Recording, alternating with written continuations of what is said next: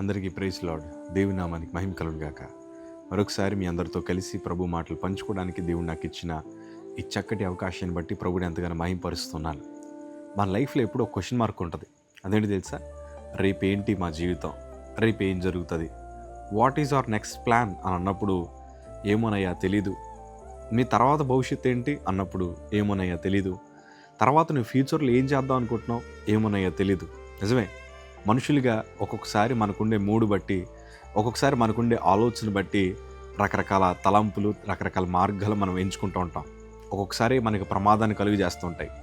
ఒక్కొక్కసారి మనం ఎంచుకున్న మార్గాన్ని బట్టి చివరిగా ఈ మాట అంటూ ఉంటాం, అయ్యో అనవసరంగా ఇలా చేశానే, ఇది నా బ్రతుకుని ఎంత పాడు చేసింది, ఇది నా జీవితాన్ని ఎంత నాశనం చేసింది అని చివరికి మరలా మనం బాధపడుతున్న పరిస్థితులు ఎంతోమంది జీవితాల్లో మనం చూస్తూ ఉన్నాం. ఈరోజు నేను అంటాను, మన తలంపులన్నీ ఒకసారి మనం పక్కన పెట్టి ప్రభు మన కోసం ఏం ఆలోచిస్తున్నారో ఒకసారి మనం ప్రభుని అడగాలి. తండ్రి, నా పట్ల నీకు ఉండే ఉద్దేశాలు ఏంటయ్యా, నా పట్ల నీకుండే ప్రణాళికలు ఏంటి ప్రభా అని మనం ప్రభుని అడగలిగితే ప్రభు మనకి చెప్పే ఒక గొప్ప మాట ఈరోజు మీతో పంచుకుందని ఇష్టపడుతున్నాను.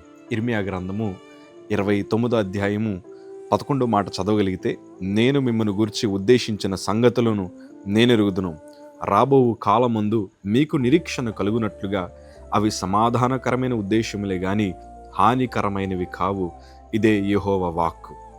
మన భవిష్యత్తు నిమిత్తం ప్రభుకుండే ఉద్దేశాలు ఈరోజు మరొకసారి మీకు జ్ఞాపకం చేస్తున్నాను.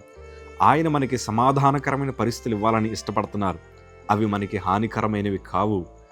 దేవుడు మన కోసం నిర్ణయించినవి, దేవుడు మన కోసం ఉద్దేశించినవి, అవి మనకి హాని చేయదు. ఈరోజు నీకు నువ్వు తలస్తున్నది ప్రతిదీ నీకు హాని చేస్తుంది.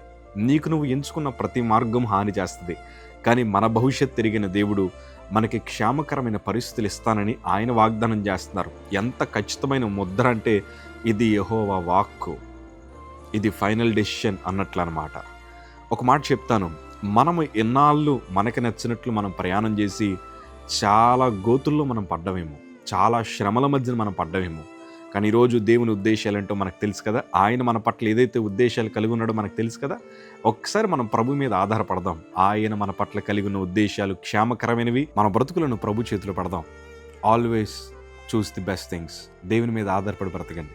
ఈరోజు మనం చేయగలిగిన అతి గొప్ప పని ఏదన్నా ఉందంటే మన జీవితాన్ని తీసుకెళ్ళి మన భవిష్యత్తు తిరిగిన దేవుని చేతిలో పెట్టడమే. సో మీరు పెడుతున్నారని ఆశపడుతున్నాను. God bless you.